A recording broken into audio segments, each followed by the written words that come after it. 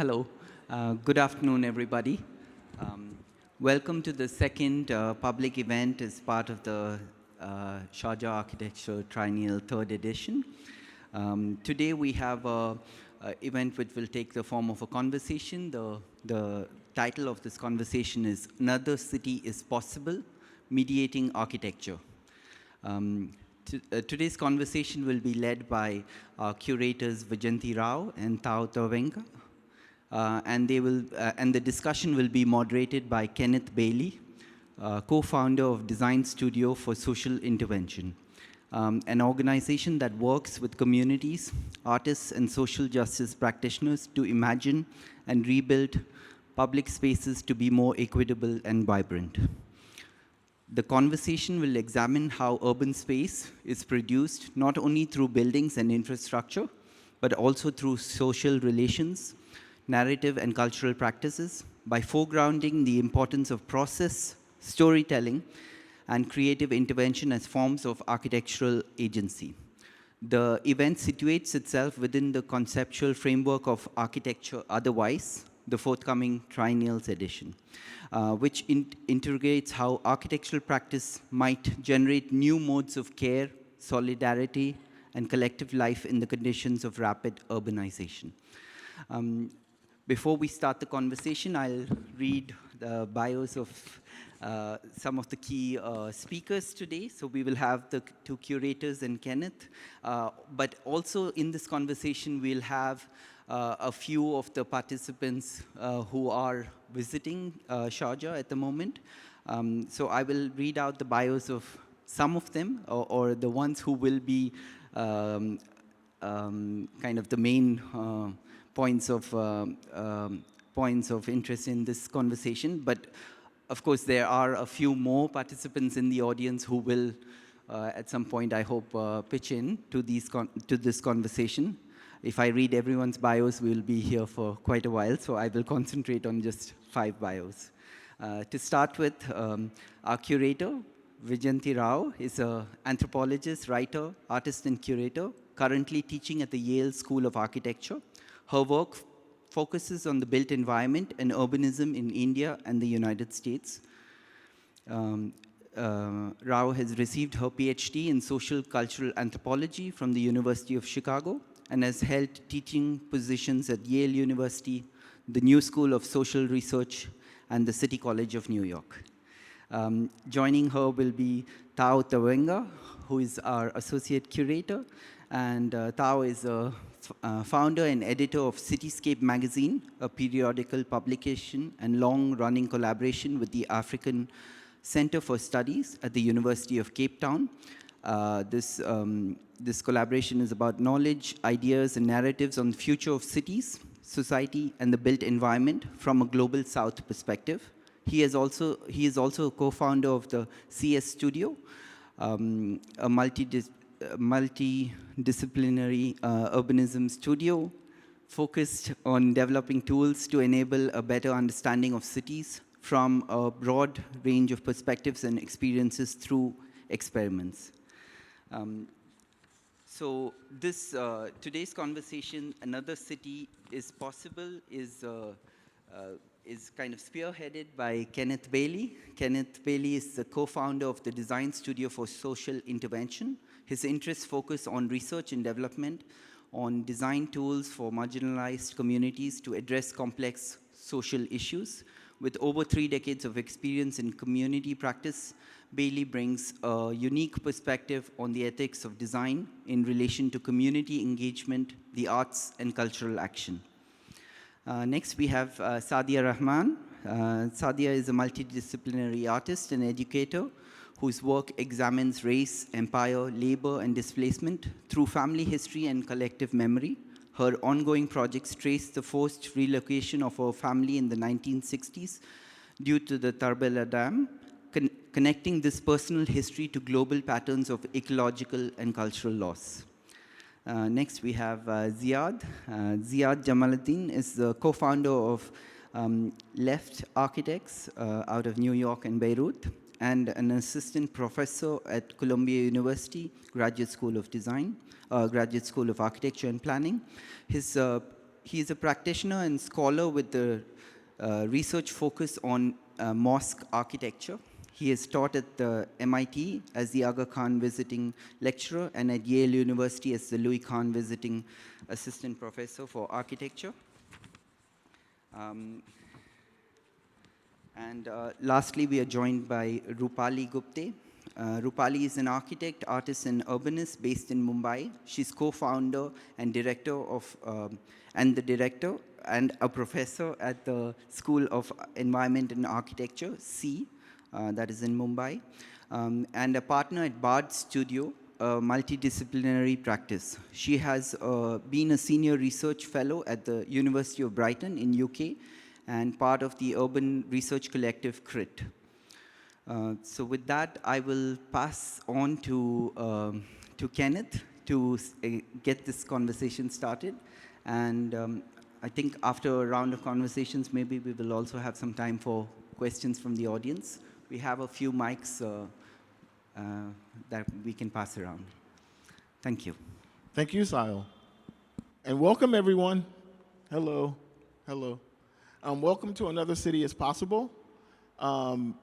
We are thinking about this conversation as a bit of a sneak peek into Sarja Architectural Triennial number 3.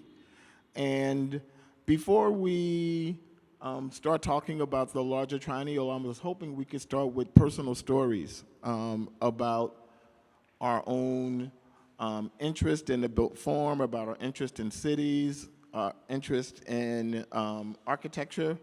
And I would love for all of the participants to say your name again and how did you get delighted by, fall in love with architecture? Who wants to start? I'll start.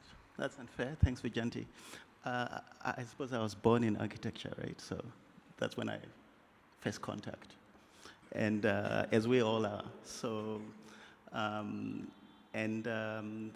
some point I thought I wanted to be an architect. And through sort of like learning and working a bit in the field, I fell in love not with the building but with the city. And coming from a region, I am from Southern Africa originally, and in a continent that is undergoing a lot of sort of transition, built environment transition is here. I sort of have been very interested in, I suppose, architecture as part of a system that enables some kind of living together and thinking of how we live together. So my interest in architecture is very much around the in-betweens, what happens in architecture and how the people that are making it are thinking relationally to the people that are using it. Yeah, that's it. Sweet. I'm gonna model that we're in the round and see if one of you would like to go next and walk up and pass the mic.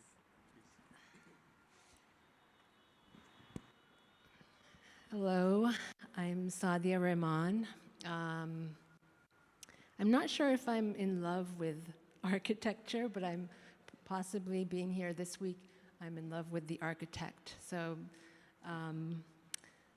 but the story behind kind of falling in and out of love with the architecture.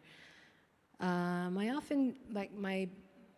an interdisciplinary artist, and a lot of the work that I do traces my family history. So lots in context and in communication with my own family, and then, you know, the wider definition of family, as in friends and community.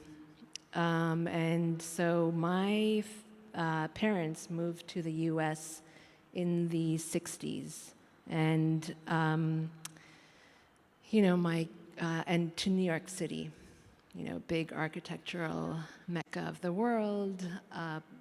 And so I grew up in Queens, and often looking around my home, there were several references to architectural spaces. So the tapestries were of, buildings of Makkah and Medina, and then there's also little souvenirs of similar mosques, and then you have like the Twin Towers on the table next to the Kaaba, and it's such a mixture. And then at that time, when my parents had moved in the 60s, a lot of my practice also traces my family's displacement from an area in Pakistan on the Indus River, and they were displaced because a hydroelectric dam needed to be built. And this hydroelectric dam, as you know, or as you don't know, but the hydroelectric dam kind of contributes possibly 90% of the electricity in Pakistan, this one, particular one, Tarbela Dam. And although several times during the month or the days, there's always an outage, electric outage, mostly in the village areas.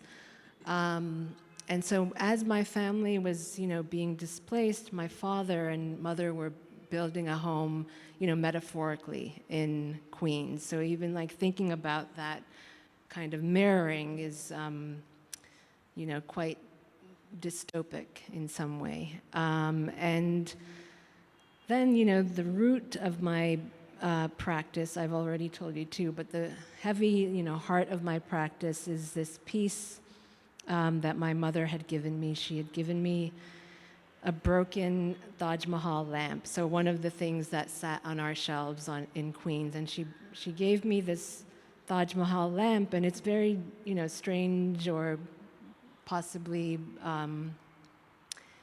imaginative for a Pakistani family to have a mausoleum that is in India because of the kind of line of control. And so she gave me this broken lamp, and it's 12 by 12 by 12, and in many different pieces made of compressed marble. And she gave it to me, and she said, Sadia, you're an artist, can you fix this? And I thought that was such a remarkable definition of an artist, a fixer, a mender, and also a builder. You guys can keep this. Hello, everyone. My name is Ziad Jamaluddin. I grew up in Beirut during the Civil War, 1970s and 80s mostly. And not to outdo this, movement from different places and kind of because of the conflict here, I think that we all somewhat share. But by the time I was 12, I had kind of moved maybe 3 different apartments because of the war, the Civil War in Lebanon. One dense neighborhood where I was actually born. Then we moved to the beach, which was very nice, kind of half squatting, if you wish, but kind of legal squatting at the time. We ended up in the mountain during the Israeli invasion, 82. So by the time I kind of matured intellectually, so to speak, and started applying for college, I had already realized that our relationship with the built environment is important, and I've kind of had the chance to experience those different locales. Although we were displaced many times, we were never alone. There was always like a sense of larger community, somewhat religious, but also family. Mosque where you can go hang out wherever you go, or other places, including, for instance, bunkers were nice social spaces for us, because we were lucky to be next to the German embassy, which has a really nice bunker there with tennis table and everything. So that kind of, reflecting later, that was not obviously what I was thinking growing up, but reflecting later, and this is not a unique experience, I have to also emphasize. I mean, many people were going through the similar pattern of moving around the city in different neighborhoods and so on. But yes, reflecting on it later, I thought it would be interesting to think further about space and how we inhabit space, whether it was a tiny room we were all sitting, or this oversized apartment we were lucky to have where we had our separate rooms. except one room where the owners had put all their furniture so that we don't ruin their furniture and so on. So that's the personal story. The other official personal story is that my father told me you can either be an engineer or a lawyer. Engineer in Arabic is muhandis, which means also an architect, so I chose the engineering. Is that on? Yeah. Yeah, thanks for this invitation, and it's wonderful to see so many people here. I mean, for me, the personal story of architecture is really kind of coming from a place where I didn't know what architecture was. It's basically kind of just being pushed into, like a kid who's trying to find, where to go to, and it's a accidental entry into architecture. But from then on, there was this whole idea of also understanding that you didn't come from a place of privilege, of having networks, because architecture was all about like knowing people and having networks to have a practice. And so in some ways, that the kind of your biography itself started kind of helping you expand to other ways of thinking of architecture, where art comes in, to start kind of opening up your ways of seeing the world. And the idea of the city became something which was really, really important for us, because being in Mumbai, you couldn't avoid being part of the city. You were jostled around. You had things that were at such close quarters. You lived in densities. You lived in intensities, right? And so that became the way of seeing the world. And then, sort of also went on to. A few of us went on to start a school of architecture 10 years ago. And that was also something that came from, again, a kind of, there was some form of kinship that started the school. Again, not coming from a place where most other architecture schools are rather started by developers or their business houses. And this is like a little ragtag team coming together with no money. And then again, it's kind of the biography of the city plays out there, right? Like we become, there's no land, there's no, building. So then we associate ourselves again with a group of people who are were part of the older cooperative housing society movement in the 70s. So before the developer is born, you had land that was leased by the government to cooperative housing societies. They were also leased land to build schools for their children.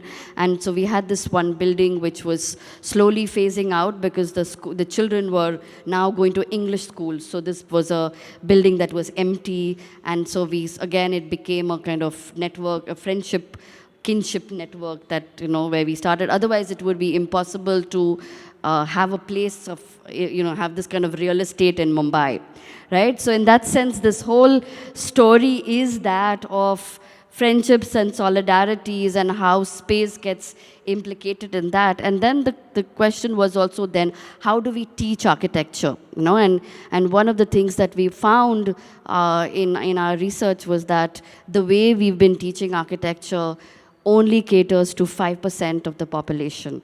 And that's the kind of linear trajectory that you have a piece of land and then you have a client and they come to you, you have this great concept and then you make something, you have a set of working drawings that you produce and then you produce a building. But that's only 5%. The rest are inhabiting in completely different ways. It's more incremental. It's all kinds of logics in which you inhabit spaces. So then the question was, how do we shift the idea of pedagogy itself? To bring in a much more open idea of inhabitation.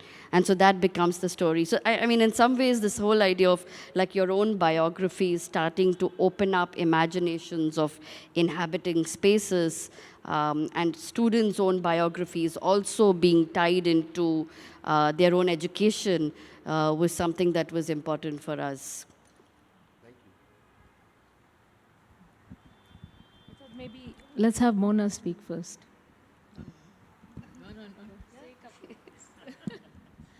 Well, I was trying to defer to Mona and also to the other architects in this room because I'm not an architect.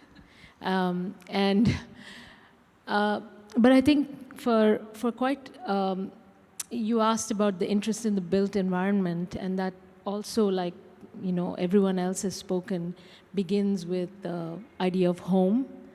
And ironically, as I was doing fieldwork for my dissertation, my father passed away, and in the process of selling the family home, to be developed into something else. And that kind of definitely colored, you know, both my research, which was very much along the lines of Sadia's project, to study the effects of displacement upon a community that had been, whose homes had been inundated by the construction of a mega dam. So there was a weird convergence. My own family was losing its home in Mumbai, and I was also, you know, sitting down and thinking about ideas of memory and loss with a group of people in a very different context.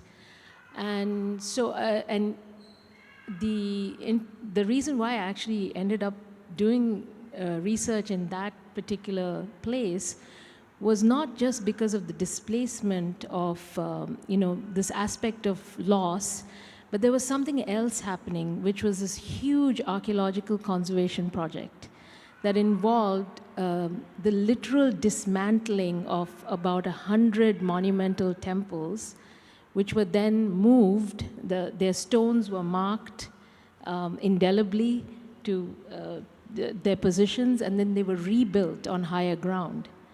So I was fascinated by this weird landscape that was born from both destruction, but also, you know, an act of generating the next thing, and the role that that building or, you know, space plays in all of this, the stage for the lives of these people, was in some sense what took me to that place in the first place. But almost as I started doing my fieldwork, my father passed away. This house, which was in the process of being sold, remained in a dangling legal limbo.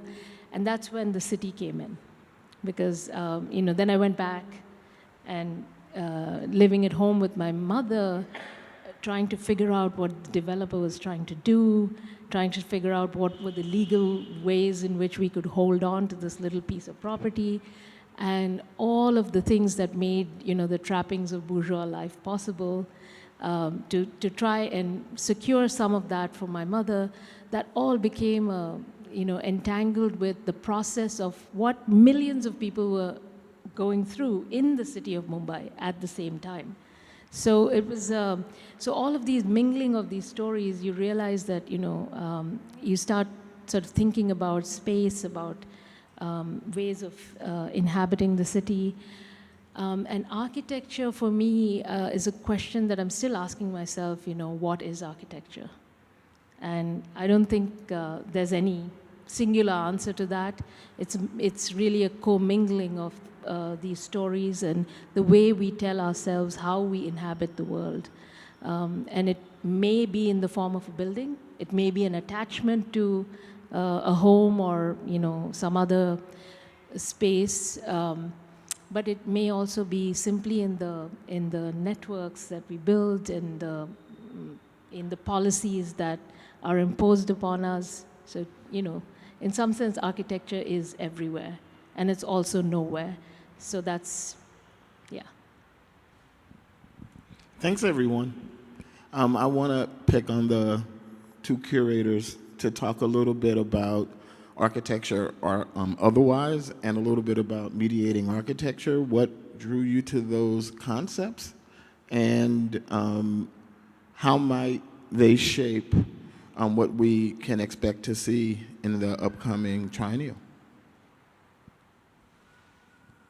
So Vyjayanthi and I have been talking for almost a decade now, I would say, and we have worked together on a previous exhibition that we co-curated, Lisbon Architecture Triennial, a few years ago. And we started this conversation. So Vyjayanthi's story about her personal biography and how that's informed sort of her reading of all these different entanglements that she mentioned has been something I think that we have sort of like shared as an interest. So when she got appointed as curator, she very generously asked me to work with her in sort of like thinking about how we not only would deepen the work that we'd done at Lisbon, but to actually express some of the ideas we missed there, but also really try to figure out how we could answer this question. What is architecture? And really try to, with the sort of like collective of people that are partly assembled here, figure out, I would say the question, but the processes of what makes architecture, and being an anthropologist, the kind of like relational aspect of architecture. And so what to expect, directly to your question, is the lens that it comes in. So stories, biographies, sort of these questions, this interesting process, but ultimately, I suppose the question of how listening, building trust, and all these other things that we don't ever really think about as we sort of occupy a space like this are core to our thinking of what buildings do and what architecture do. And I think what as we read, being outside but also inside, I think Vyjayanthi and I share an interest in the city, to sort of like get back and have these dialogues with people that are working in architecture but are actually working in relationships, and how the building is an expression of like the ambitions that we all share communally. Yeah, I think that's what people can expect. Maybe not direct, technical, but you know, what is behind those technical conversations, and the manifestation of all these different ambitions in built form. Yeah.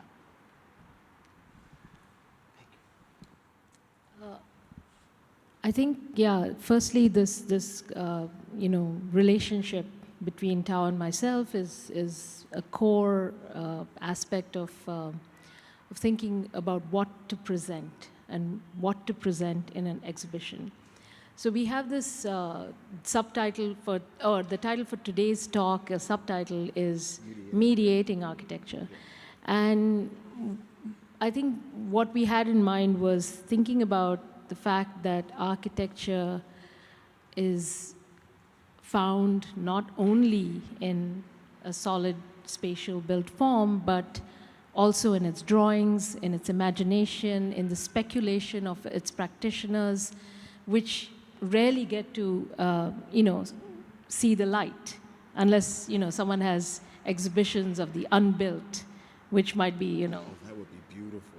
That would be beautiful, but that would also probably occupy like a lot of space.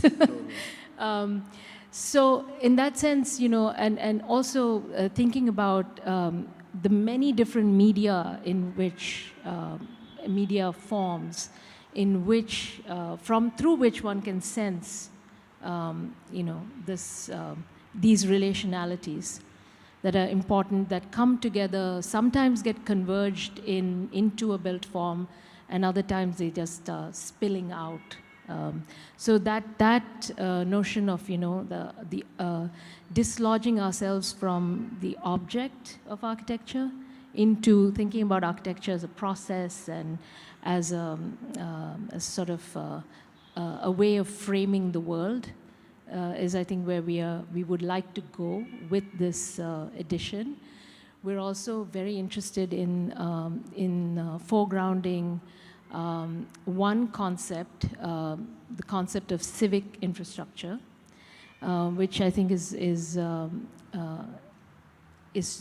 important because we think about collectives in all sorts of different ways. We think about, oftentimes when we think about collective experiences in the city, we use the word public, but public as opposed to private. But public is also a very loaded term because it is, you can't, being in public entails certain forms, certain rules, regulations, certain norms, certain conformities, etc.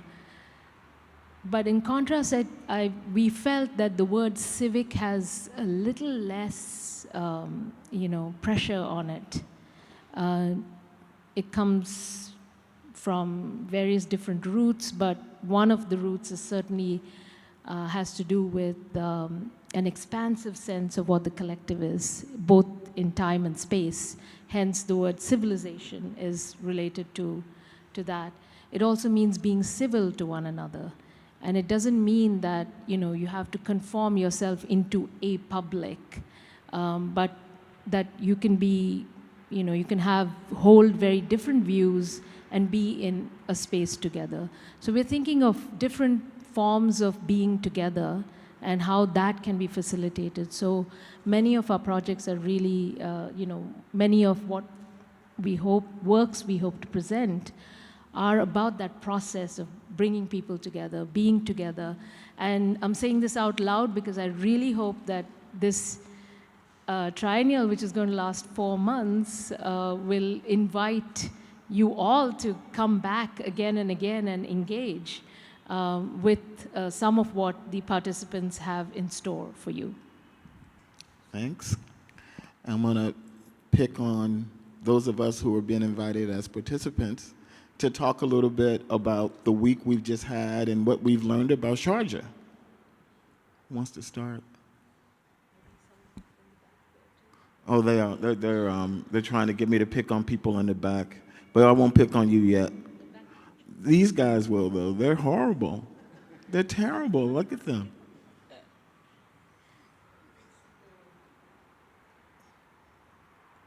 You want one that works? Yeah. Okay. I'm coming here for the second time, and my name is Prasad Shetty. I work with Rupali. Coming here for the second time, and then you really feel the geographic and temporal centrality. No, you feel that centrality of the world here, because it's so, you feel the diversity. You walk on the street, you hear at least 6 languages in 100 meters. And I think this kind of, starts shaping the way you enter and start walking through the city and living it. It's been. I mean, the hosting of all of us have been very generous. I mean, and we are very thankful for that. I think there is an urbanity and a publicness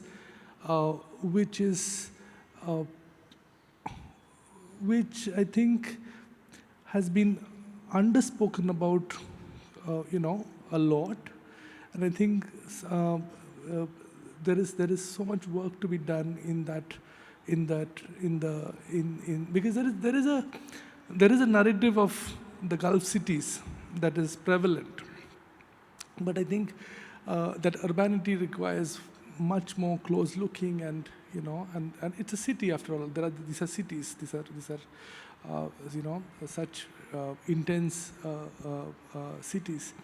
So there's a lot to think, and 1 week has been very short to kind of think through all its networks and its built forms and its layers. Yeah. Thanks. On this side. Okay. I didn't know I was going to be put on the spot.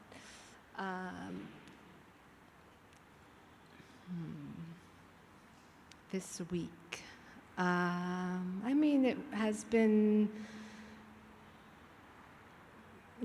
have been really well taken care of. Thank you to the SAT team and staff. Like, this cannot happen without you. So, yeah, really grateful for the people behind the building. And I think, so, I actually lived, this is my first time in the UAE. I lived in the Gulf when I was, young, Saudi Arabia, and in Medina, very different. And now I live in the US, and I thought, and this is a contentious relationship. I have a contentious relationship with, religion and Islam, but I feel like everyone should always question these things. But it felt really good to be in a place that celebrated Islam.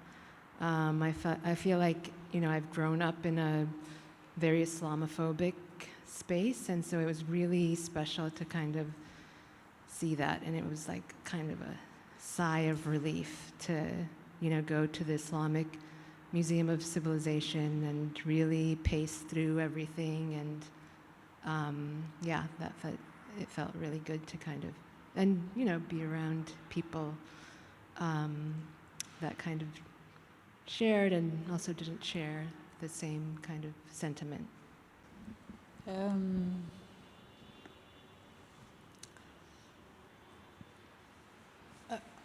Well, there are many things I felt being here or tried to sense in the city, but there is something I sense that there is a sense of consideration towards things that, I don't know, manifests itself in materially in the city, but also in the soundscape, in how people relate to you. There is something somehow delicate, a bit more delicate, and of course I compare this to my experience of Dubai, and it feels far more grounded and calm, and I don't know why you should compare a place to another, but it just felt,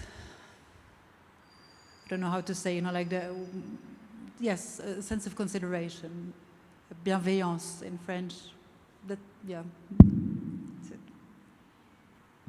Kenny, I can have a go. I think I'm just listening to my colleagues. Is it audible now? Yeah. Oh, I'm Amar. I come from India, right now from Ahmedabad. I teach in a school called National Institute of Design. I'm with Rajesh here. We are doing a project with SAT. I just want to echo that we've been really taken care of, and the SAT team has been really generous, not just with hospitality, but in terms of building a foundation for us to engage with the city at multiple levels, in a historical, cultural, culinary level. Now, I want to take a leaf from how Sadia interpreted the question. And I grew up in Kerala, in Calicut, and Gulf was actually an extension of Kerala's public imagination. A lot of my friends who I grew up with, played football with, actually did not go to university after, but instead went to the Gulf, and would come back in the summer or come back whenever they could, and would come back with exotic things, stories, and a kind of strange sense of loneliness, which I didn't understand at that time, but as one gets older, you kind of engage with this kind of solitary moments and incomprehensibility of life.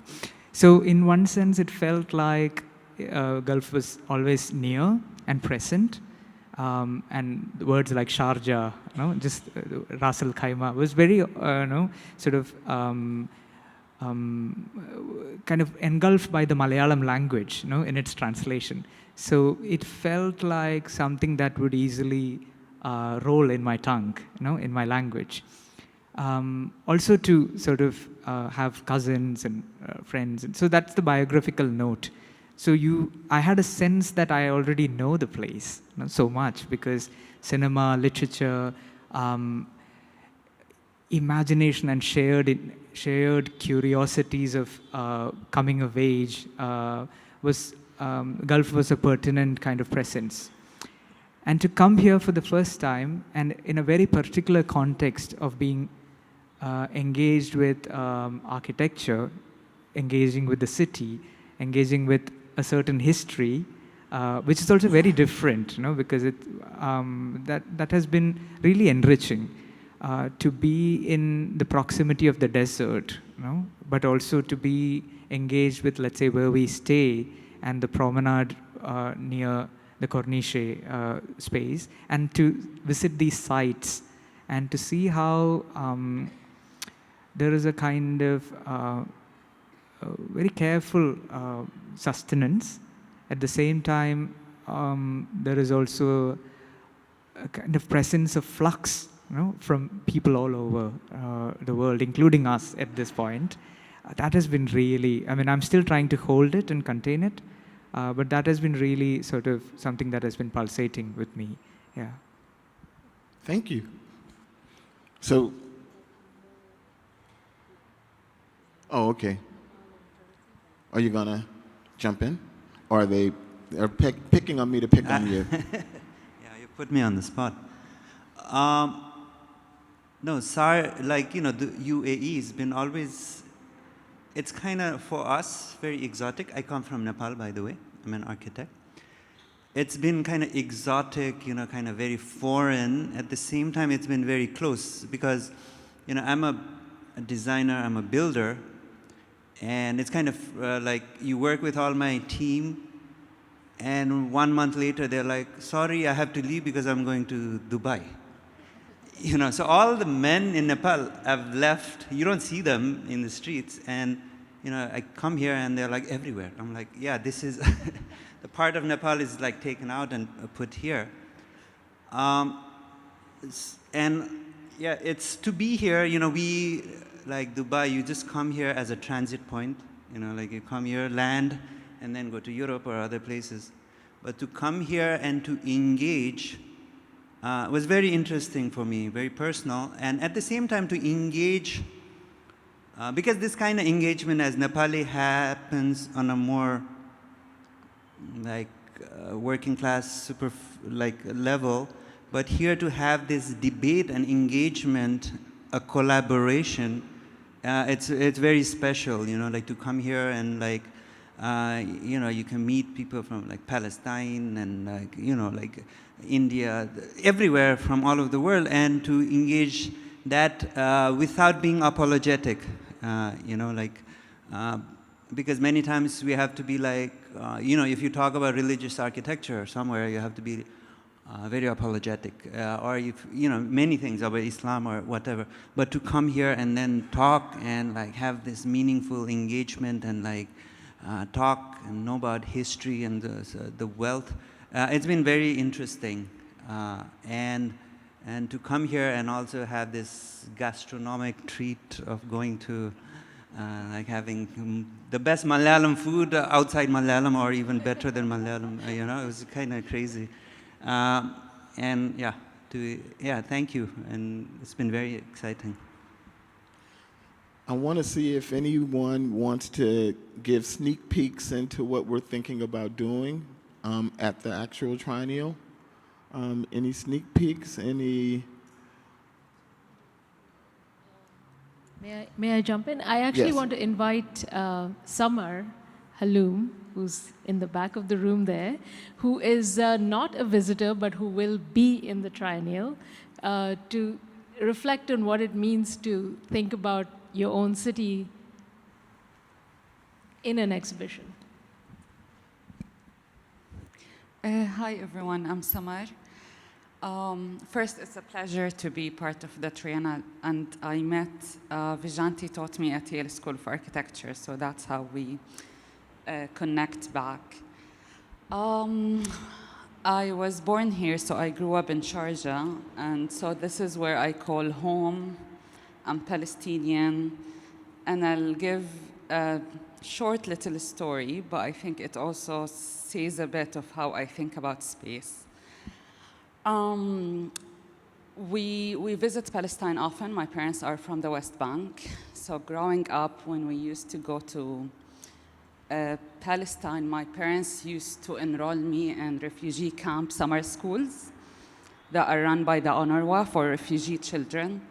And they did that through like connections, not that I'm eligible to be part of that, but that was their effort to have me connect to their hometown or where they grew up and understand how space shapes people in their way of thinking. They're not architects, they're not designers, but that was an effort for them to have me not take a privileged life as a standard, let's call it. So in a lot of ways, the way I understand how people relate to cities or urban spaces and how they negotiate these spaces is shaped by that. And I don't think I can remove that lens even when I'm here, as in people come from so many different places. This becomes home. They live here for decades, sometimes less, more. And they're generations that were born here, even if they're not originally from the city. So I think one of the things that are amazing here is that you understand this multi-level connection or relationship to the city and how people make home. I mean, a lot of people were talking about home, so I'm kind of carrying that thread, right? Whether it's an urban home or your private residence home. So I think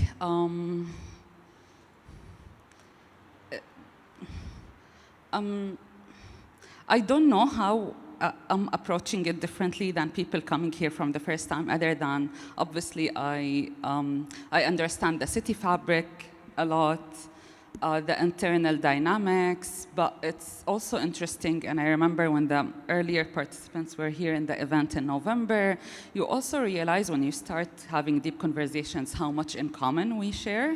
Like the world is way more connected than we think it is. So personal stories, different ways that people connect to places or adapt to other places. It just, the humankind is much more similar than we tend to, I think, segregate it or divide it. I'm not sure if this exactly answers Vyjayanthi's, but it's like the thoughts that I'm having as everyone is talking, right? But yeah, I think that's it.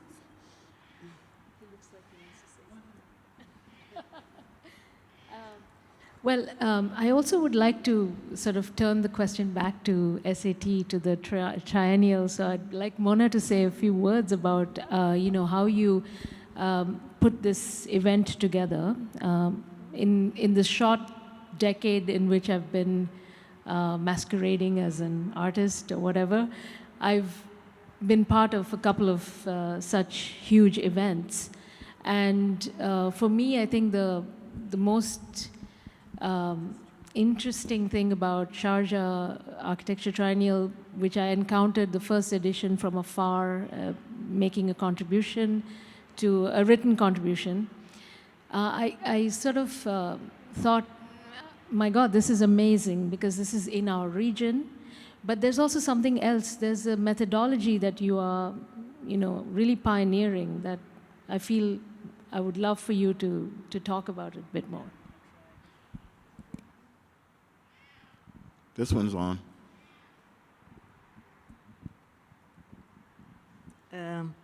Yes. Well, I think that one thing is that we don't think about the edition as events in a way, because when in 2018, when this institution was founded, we were really interested in having a platform in the region, which we felt that platform was needed. And we were interested in opening also the definition of what architecture is. We understood, especially we're in a place where there's a lot of commercial architecture, and we felt that we need to really open up the conversation and look collectively for definition of what architecture is. And so for that, we thought that this conversation has to be cross-disciplinary. That's why we're interested also in having an anthropologist coming and leading this edition. But and we were also interested in really like having these conversations with a lot of stakeholders in the city. So the way we are, we started building this, we started with an edition actually, but that was just, that is how it happened. But we were directly interested in understanding first how this edition will be, actually the legacy of this edition will be really given back to the city. And so we started these programs. We have programs that work at different scale, at the scale of a neighborhood, the hyperlocal neighborhood, the neighborhood around us, the city, then regional, and the edition in one of these layers. So that's why it doesn't feel like an event for us, because we always try to have all these other layers feed into the edition, and every edition will have a legacy that will feed back into these other programs. So that is that, and when we sort of give briefs for the edition, we also try to go to places where we think are important for us institutionally to explore with the help of others, and we encourage the curators to look at what we're doing and work from within the institution, rather than, you know, sort of imposing something from without and on the. So this echo with the institution and finding echo with the city itself is at the heart of what we do. And I think that's maybe why it feels a little different than traditional biennials or triennial that start from a tabula rasa. I mean, we're against the tabula rasa, so it's all about layering. Yeah, I think that comes through loud and clear. The only problem, Mona, I would say, is that many of us will get so attached to SAT that we won't want to leave. We love that. We love that idea. I mean, actually, we're all for, you know, recurrent and continuous dialogues. I think we wouldn't like it to be a one-off, actually, as much as we can. Yeah, I also want to acknowledge the huge generosity of both of SAT as well as Prasad Rupali, who hosted a conversation in Mumbai at the School of Environment and Architecture, which was co-hosted with SAT. Which was an incredibly unique event, because one of the ways in which these conversations are deepened is that the edition is not thought of as kind of discrete time and space event and in Sharjah itself, but actually is about, you know, thinking with partners and thinking with fellow travelers in other parts of the world. And I think that the conversation in Mumbai was particularly important because, you know, not everyone can come to Sharjah, but it brought together a regional density from across the subcontinent of voices that would not otherwise have met, even in India. So from that perspective as well, I think SAT has been an exemplary host, I would say. And, you know, this methodology of host-guest relationships that you are. Maybe I can add also that our geography is also is important, because we're located, I mean, you can say in the Gulf, some people say in the, you know, it's an Arab country, but that's not how we think about ourselves. We think about ourselves as really belonging to these geographies that very much enrich this country, both commercially and culturally. So it's East and South Asia, North and West Africa, and East Africa. So so when we do these off-site events, we really are interested in having these kind of links with institutions that are share with us important, DNA, yes, and that are in the region. So the rest we try to almost avoid. Let's open it up for questions.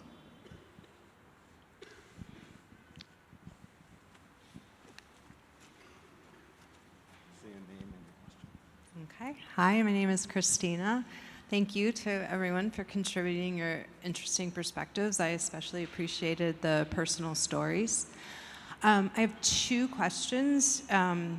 One, I wonder if all the participants could say a little bit more about this idea of another city as possible. I think kind of inherent in that statement is some acknowledgement that there's something maybe insufficient or could be improved upon the ways we live together in civic or sometimes not so civic spaces. So something a little bit more about what is possible or what is lacking that we need to make possible. And then I'm also curious if Mona could say more about the neighborhood programs, because I am new to the neighborhood and interested in hearing more about that. I can take the first crack at another city as possible since it's my title. So in a lot of cities that I inhabit, one of the things I started to notice as a sort of self-trained urbanist and lover of cities, one of the activities, a lot of activities sort of presuppose this sitting and eating or sitting and drinking or sitting and consuming is one of the major ways you have to sort of engage with place. And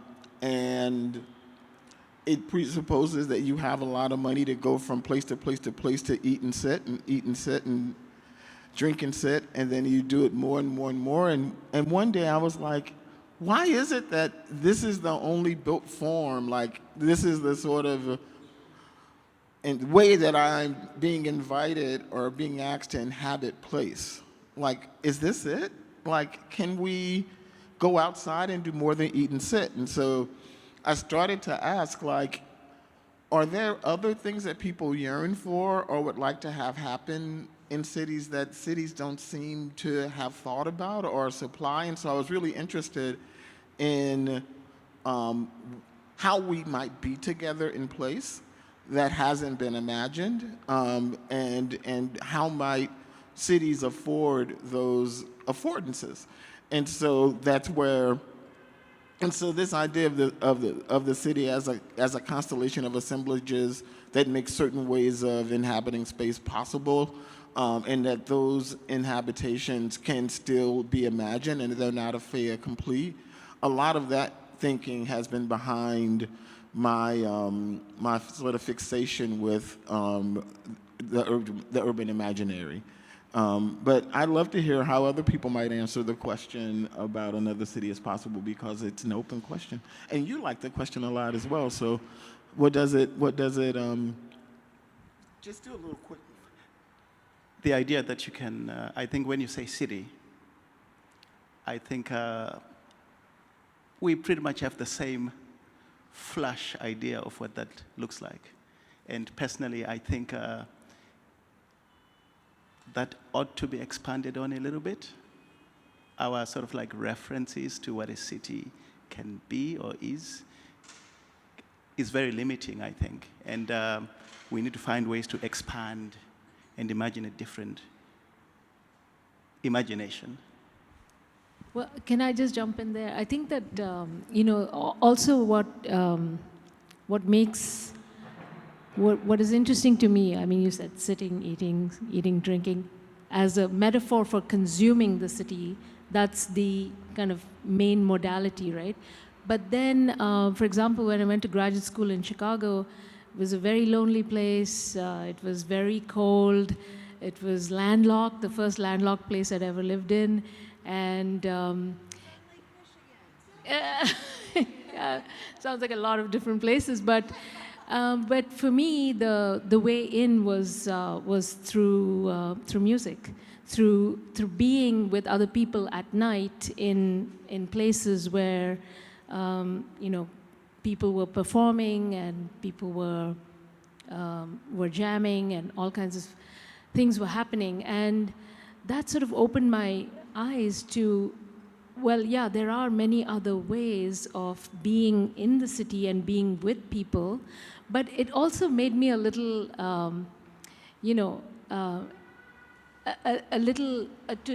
well, you brought up the word yearning.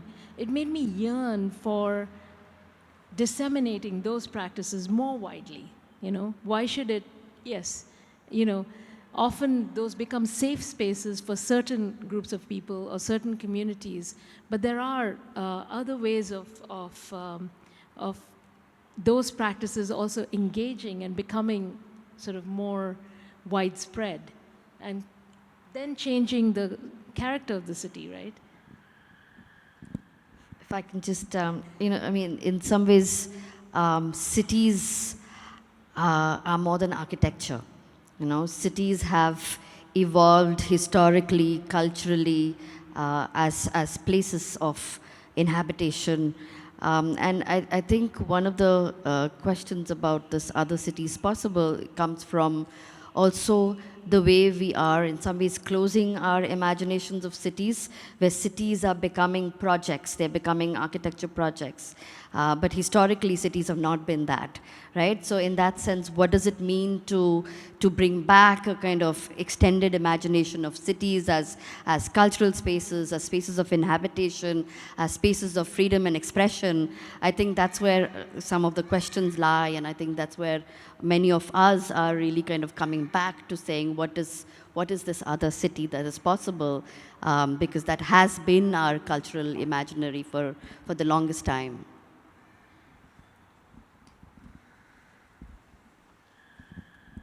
I'm originally an architect, but in the past few years, I'd like to identify as a gardener, and permaculture informs a lot of my work in the garden. And spending time in Sharjah, like something interesting I noticed is how the green spaces and the open spaces are activated in the evening. Like the public uses them so much more in the evening, which is not so common where I come from in southern India. It's more like you spend time there in the day. And so that, as well as with the Almanac project, how a space has been used as adaptive reuse, but it's also like an opportunity for a community to come together and garden. When I know it sounds romantic, but another city is, I wish it could make it possible for people to smell the flowers, and also hold space to look at the earth and grounding as like not just the built spaces, but a space to ground yourself, to look at the ground literally and also as a possibility, and communally, which is a beautiful demonstration done here. And my project will touch upon it and also create an access to use this space in non-extractive ways through pigments and other ways. Yeah.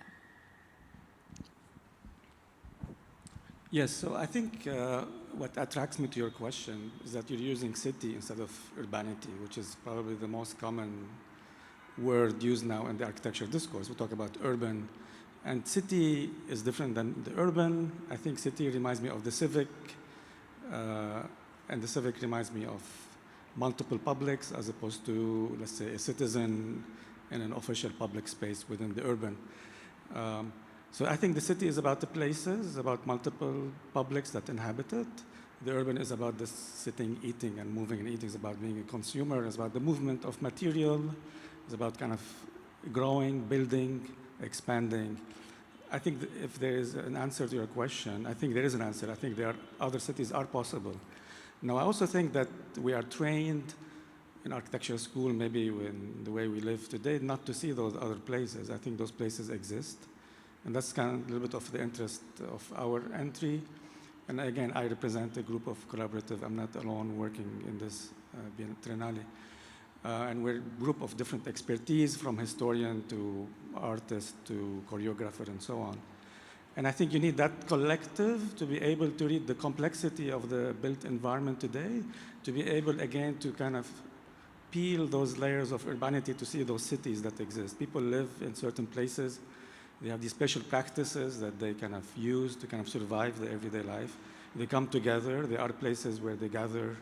There are places where they are alone. And I think we are being trained not to see those places anymore. I mean, and kind of when we say city, I think we think about urbanity, we think about high rises, we think about highways, we think about kind of fancy buildings and glass towers. And I think the city exists in between that, within that urbanity. Yeah. Hi, Thireshan Govender from Johannesburg, South Africa. I'm keen to indulge this idea about another city is possible in the context of what SAT tries to do about bringing together a group of people who have a similar curiosity about how to do this. I think that these platforms are important in a context where we are all searching deeply to think about how to practice otherwise when our environments are changing so rapidly beneath our feet that the old coordinates we had on how to think about our cities and our disciplines are being shifting so suddenly. We need new forms of kinship. And that new forms of kinship that can happen across geographies, similar values and intentions and ambitions and aspirations is quite interesting, and I think that's what SAT does so well in this context, because irrespective of our differences, languages, there's a kind of underlying concern and curiosity that's coming together. So that's what I kind of really enjoy. In the point about the city is possible, I think about Sharjah and what my initial hunches are that's playing out. It's a territory that is able to host a series of people and occupants that have been victims of some kind of displacement and opportunity. So it's an arrival city of sorts where people are trying to find a foothold, often through food in an interesting way. I'm a consumer of those food groups. And I thought it was interesting that when radical power shifts play itself out politically at a geopolitical level, that there's a way of aggregating in a healthy way. Sometimes it often plays itself in where you're marginal to the city. And what I've seen is a displacement or reoccupation of space that's incredibly productive, beautiful, creative, communal. And it is something that is playing out without secure tenureship of land. And it makes me wonder about this binary where we think we have to have a placement, and there's new forms of belonging and communality that's coming out that I find quite interesting. So in a funny way, if I think about it from my context, it's about shifting register around what it means to own and to belong and to coexist with some really difficult, dark power forces. So I do think Sharjah is presenting a little bit of a peephole into what other city is that is possible, at least for my context. Thanks. Tanya, also from Johannesburg, and just an extension of what Thiresh has put out there. Also, another city is possible, also talks to another world is possible, another economy is possible, a post-capitalist economy and city built by the billionaires for the billionaires. And, you know, our project will look a bit at that, at a city or city space being repurposed, rebuilt, re-inhabited without permission by a migrant, apparently underclass, that's, you know, front and center of city remaking in spaces that are invisibilized and not visible to us, but there are entire cities and also in spaces where the civic infrastructure is so unlike the generous infrastructure people have talked about here, and that is so apparent, where the sidewalks are hardly navigable, but in there are huge economies built through, micro traders working with other micro traders without tenure, without permission, without rights, without refugee status even in that society. And if you can look closely at that, can we look at the breaking of the algorithms of how we make cities of 1,000 designers and 1,000 desires, and what comes of that? Another question? Not really a question, just a very small thought. Hello, I'm Aishwarya. Yeah, I'm Aishwarya. I'm relatively new to the UAE. I live in Dubai just a month and a half here. I'm from India. And I think this is the first time that I'm realizing, introspecting how the past 1.5 months have been, because people ask me, how are you liking it? And I don't really have anything to say. But now I think as much as I'm loving Dubai, I'm loving this place, it's excruciatingly lonely. And I don't think that's just because of the people or because I don't know anybody, but because I think the city is designed to perfection. It's just very, like I'm an urban designer, so for me it's a dream to see all the theory, very perfectly implemented here. But I also think that in the process, the informality of the space is, something that I'm not able to grasp on. And I realized that I was walking back from home. I live in a very residential area, and there is like a small lake. And in the evening, there were so many people, so many families, all age groups, who had just gotten their mats from their houses, and they were having small picnics around the lake. They were laughing, they were eating, there was like 5 different types of music that was going on. And just walking around that area, I think, made me feel a little less lonely, to see people expressing themselves as they want out loud, not in their houses. And I think as we go ahead, it would be so nice to have these little pockets where people can just be themselves and there's no structure to it. There are no permissions to be there or anything. And like you rightly said, if you want to spend time, you don't have to go out, eat, spend money, and come back. So I think these spaces will provide a lot of more scope of other people coming here to relate to one another and to possibly find some peace with strangers just by being around them. So yeah.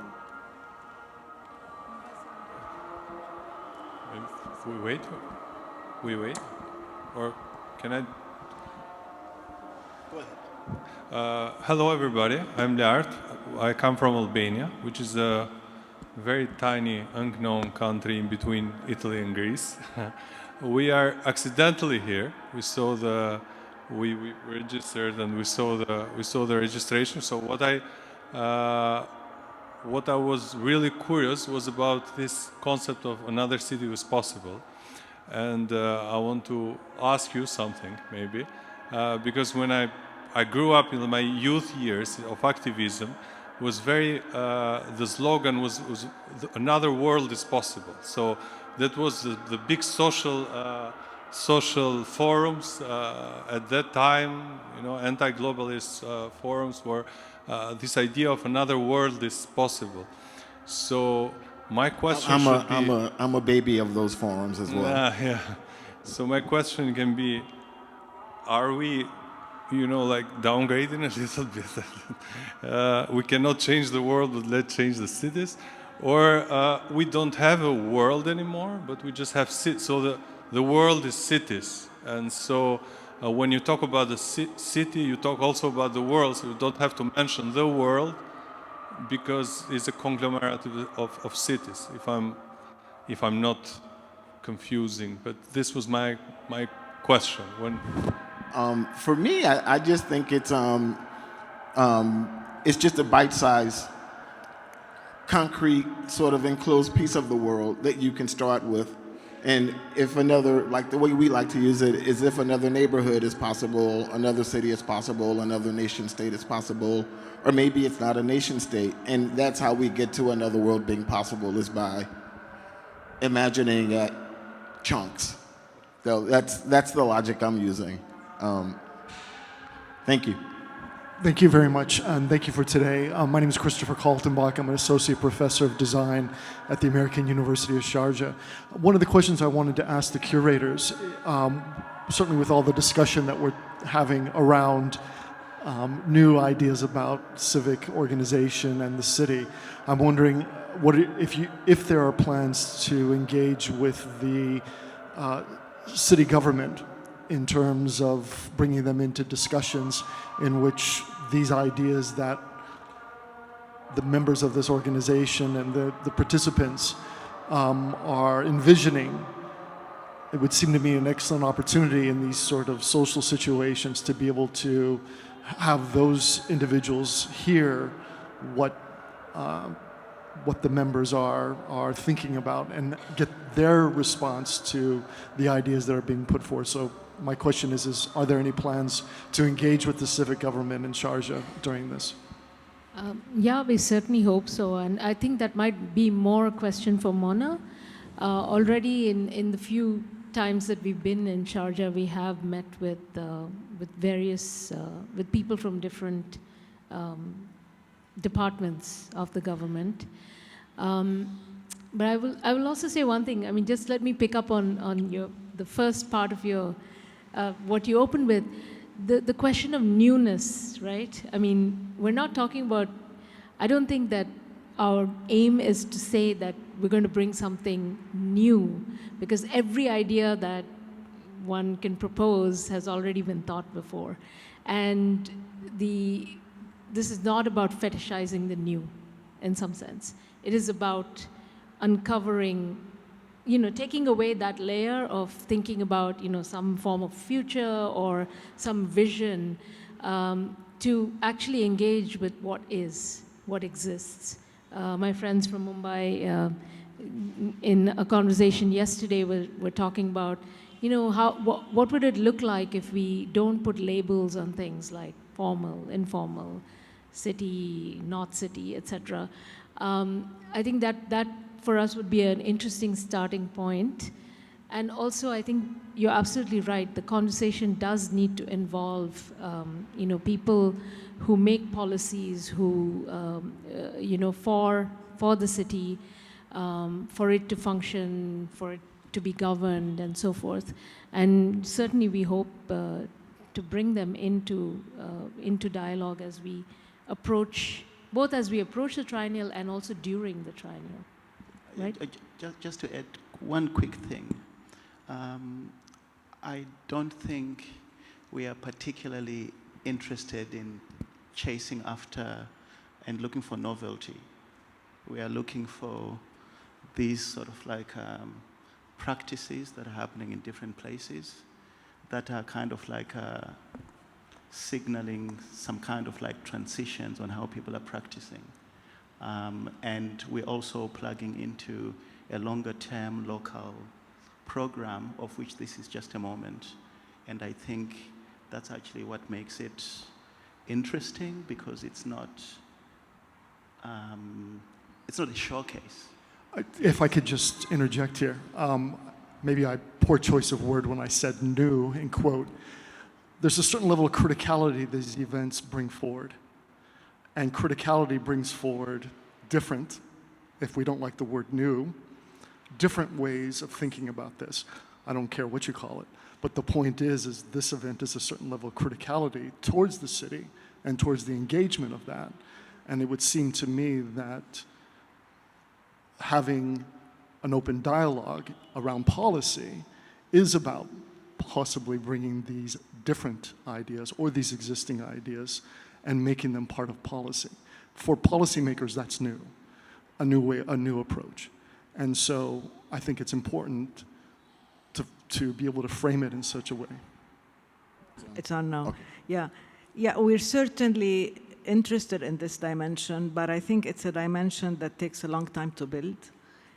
We need to have lawyers in the team. We need to be much more, prepared in our research, and we have informal conversation. And when we have something that we want to share, we invite these interlocutors to come in, like the municipality. They were very interested in the Almanach program. They came, they did all the tests, the possible tests to understand if this is a viable biofarm. They're interested in maybe thinking about if they can use that model in some other places in the city, in these abandoned plots of lands that are too small to be used for building or for parking. So I think we dialogue after we really do a deep research into a program just an open, we have informal dialogue, but to really pretend that we are going to change policies, we're not at this stage yet. I think it's a big pretension, we will be pretending. We need to build the structure and the institution to have that to be able to pretend to have that input. We're not there yet. We're just working at a neighborhood scale, and we start having input at this level. But, yeah. Yeah, we've been working on cities for 2 decades now, and increasingly we believe that it's not the policy and the plan which make the city, but it's the reverse. It's the city which makes the policy and plan. And it's kind of, and it's the politics of the city which kind of churns out a plan and a policy which may then nudge slightly. But I was kind of, going back to add a small footnote detail to the question of this another city is possible, and I'm thinking of two characters. One is a 15th century poet called Ravidas. He works. He's from the northern plains of India, and he writes a poem of another city, about another city, a new city, and he calls it Begumpura. Begum is also used in Urdu as madam, but for him Begum is Begum without sorrow. So he imagines a city called Begumpura, and he's of course responding to the city. Of course, he's responding to the city which is kind of which is seeped in difference, casteist, classist, and he describes the city as this city which is kind of where it is possible to enter every place. It's possible to kind of talk to everybody, to do what is possible and stuff like that. And then he ends with a very interesting formulation, which is the city, the unit of such a city being friendship. So he says, he closes saying that the only unit that can make the city is friendship. And that's something which is very interesting. It's not love, it's friendship. This is unfamiliar friendship with the other, I think that's an important thing to kind of bring from Ravidas, who becomes a very important kind of a anchor for many movements, the lower caste movements in India. And of course, then 20th century political activist Dr. Ambedkar kind of so he gives a 9-hour-long speech when he presents the Constitution of India to the Parliament, and he makes another point. He says it's not the laws and the policies and the rules and the regulations which will make cities and countries, but it is again friendship.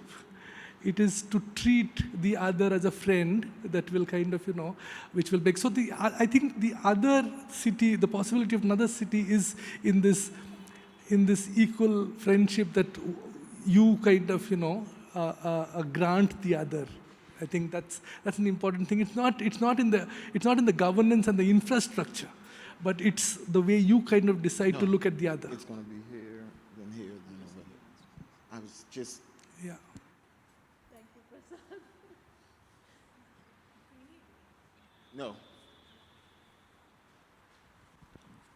Now? Try this. Yes, Yeah. now. I think that it was beautifully put as you described it, and the whole event today practically gave us the experience of this other city. So we were exposed to different sort of backgrounds, different cultures, and I think that this is magical. And even though in cities we have the perfect infrastructures, as you mentioned before, and we can see that these public spaces actually exist, but you need the programs to occupy these public spaces to have this sort of diversity being exposed and the possibility for people to concentrate and to listen to one another and to have the possibility then to build friendships, because we tend to be hostile with the unknown, but if you know somebody, you then have the tendency to accept them even if you don't like them. So in this case, my question as a person coming with many hats, like I'm an architect and urban planner, but I work also for the government. I'm a professor in Oman, and then working with the civil society in other countries. And the tendency that I've seen is that the government has the discussion on its own and says like, okay, the lecturers, the professor, it's fine, but it's too complicated, too many pages, who's gonna read all the research papers? Then the academia says, we are very qualified, they don't respect us enough, so we are talking with each other so we understand what we are discussing. So having these public spaces where all can come together and kind of be forced to listen to one another needs a lot of effort. And my question would be, as we have a lot of people coming from different countries and kind of haven't made a little bit of change in their own practices, in their own art, or also like the exhibitions that are put in place, like how do you plant an idea and how do you possibly find the finances to plant this idea? And you mentioned, it was very, very inspiring when you say that maybe we do an exhibition with the unbuilt projects. And actually we are doing a forum that is for the 5th year this year, and it's called the Exhibition of the Unbuilt Project. So how can you plant an idea, even the project it's not realized, but a competition that is not won influences somebody else, and eventually after 5 years, after 10 years, that idea might be mimicked in another project. So when we are bombarded with so many, let's say, fancy new buildings, with Dubai, with the real estate exposure, like with those also on the social media, we have the algorithms that show us more of the same. So how can you be, in today's world, forced to be exposed to the things that you don't know? So not more of the same, but more of the different. Would anybody like to tackle that, or should I get in another one and we can have them?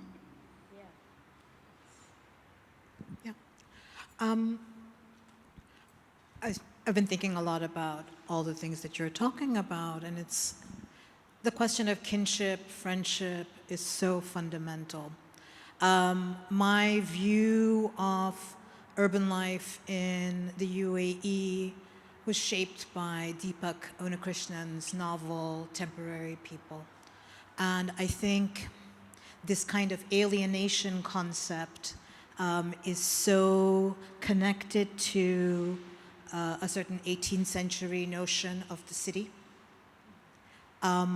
Those of us who come from mega cities in the global south experience the messy bumping up against each other kind of thing, which forces the confrontation of each other.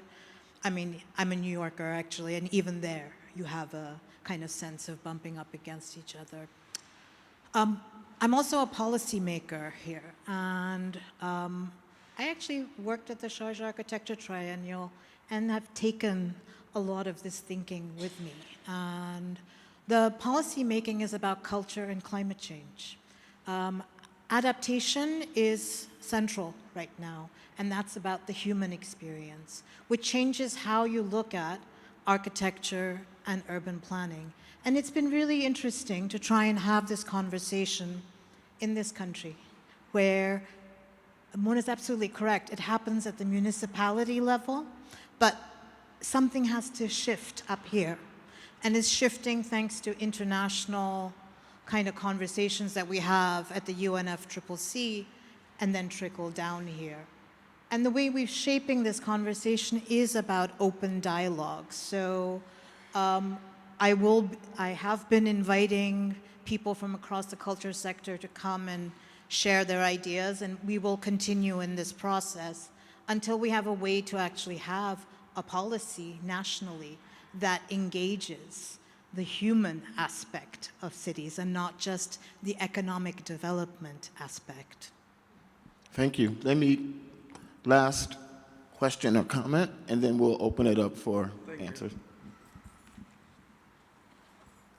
I believe life is simple. So I'm going to give you a simple answer to your question. Is another city possible? At my level, at a personal level, it has already happened. When I came to this city, from the city that I was born in, Bombay, it's now known as Mumbai, but it was Bombay at that time. When I came here, I was in love. And all I wanted to do was go back. Now, 36 years later, this has become my city. I don't want to go back there, but I will.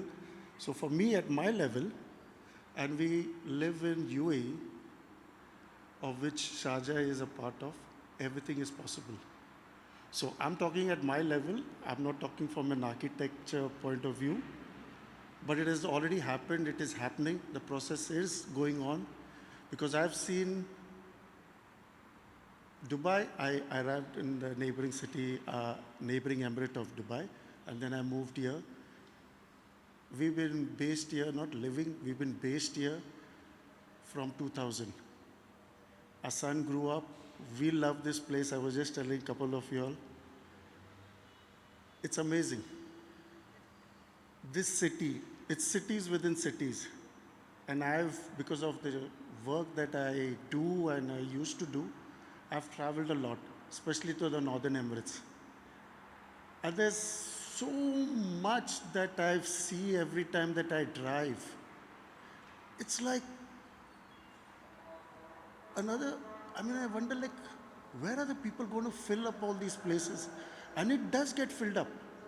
Even like when you take a plane to go back to India, at that time, the lights, the street lights or whatever lights that you could see from up there, it would end. After some time, it would go out to the sea, and now you fly and you can, so that's more and more cities. And we still have so much of open space, because I love the mountains, I love nature, and you still have everything. You want to go to the mountains, 1.5 hour max. I told you guys, we love camping. You want to go to the beach, 10, 15 minutes. Where can you find it? And I have, because of the work that I do, I've met people from almost all over the world. Almost. During the recent Gulf food, because I'm in the food, hospitality, we had Gulf food. I met people from Paraguay, from some more countries. So this is what is happening. There are cities. We live in, for me, at my level, I live in one of the most beautiful places, countries. UAE. I've not lived in Dubai much. In Abu Dhabi. Dubai, Sharjah, the Northern Emirates. You have people from, and they all love it out here. You get food. What more do you need to connect someone? Food. I'm not going to say the other thing because we are the Emirate of Sharjah. But yeah, that's brought you a smile, and that's it. You smile at someone, 9 times out of 10, you'll get someone smiling back at you. Maybe not in other places, because everybody's so, why is the guy smiling at me? I think the guy from Joburg will maybe relate to that, but out here, people are very friendly. They'll share Yeah, food I've with noticed. you. I mean, there was this lady who said she feels left out, but you spoke about, these families gathering around the lake.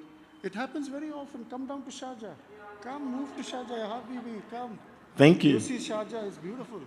I think on this note, I'll open it up and thank everyone for coming and participating, and find yourself in small groups to answer some of the questions, or find people that had a thought that you might want to continue to think through or think about. But I think I'm going to close this part of the session, and hopefully you will come back and visit us when we open up the actual exhibit. Would you guys like to say anything about the dates or anything specific about SAT number 3 to invite people back? November 14th, but there's going to be lots of social media, so don't worry, you'll be bombarded. And with that, cheers. Thank you so much. Before we wrap up, I have a few people to thank from our team because it takes a huge team to put this thing together. Not just this event, but the whole week that we've been having. We've had quite an intense week with a group of participants. So I'll just read out the different teams that are involved. So starting with the design and production team, headed by Nihal, Abhinav, Ahmad, and Dina. They've been critical to helping us plan this whole week and take the participants around and make sure that everyone's interests are in some way kind of addressed, their research interests. Then there's the programming and outreach team with Laura, Anam, and Priyanka. There's next the research team led by Sharmeen, Fabia, and Ali. Yeah. So all the teams have been involved in different aspects of the whole week in helping put together some kind of background on Sharjah and the city, in moving the participants around, and sorry. Yeah. I'm going to read some more names. There's a communications team led by Anam. There's Zainab, Jefta, Omar, and Sabrina. There's the production team with Yusuf, Yala, Abu Ali, Mahmoud, and Maher, who's helped put together this event, but also other things. And lastly, the administrative team with Ruweda and Vicky. Yeah. And leading this entire effort is, of course, Mona. And I also thank myself. Yeah, with that, we come to the end of this kind of formal conversation, but we hope to continue this conversation. We have set up a little bit of coffee and some snacks out in the farm in the back. That would also answer one of the questions that remain kind of unanswered, the question of the neighborhood. So we have a small kind of biofarm project. That's one of the many efforts of trying to engage with the hyperlocal community. Actually, Clement and some other members have been coming to a lot of events around the biofarm, and it's been really a tool not just to talk about, to think about the environment and questions around the environment, but also to think about social questions and how, as a city, we come together as a community, how we could possibly kind of build a community around shared interests. So the biofarm has become really a tool for us. We can, whoever has not been before here to the school or to the biofarm, we can also organize a small tour through the farm to tell you a little bit about the project. Yeah, that's kind of it. We will be planning at least 1 or 2 more public events in the lead up to the official opening of the Triennial, which is in November, on the 14th of November. But please do look out on our social media, and in the coming months we hope to have 1 or 2 more conversations with the curators and potentially other participants as well. Thank you. Thank you, everyone.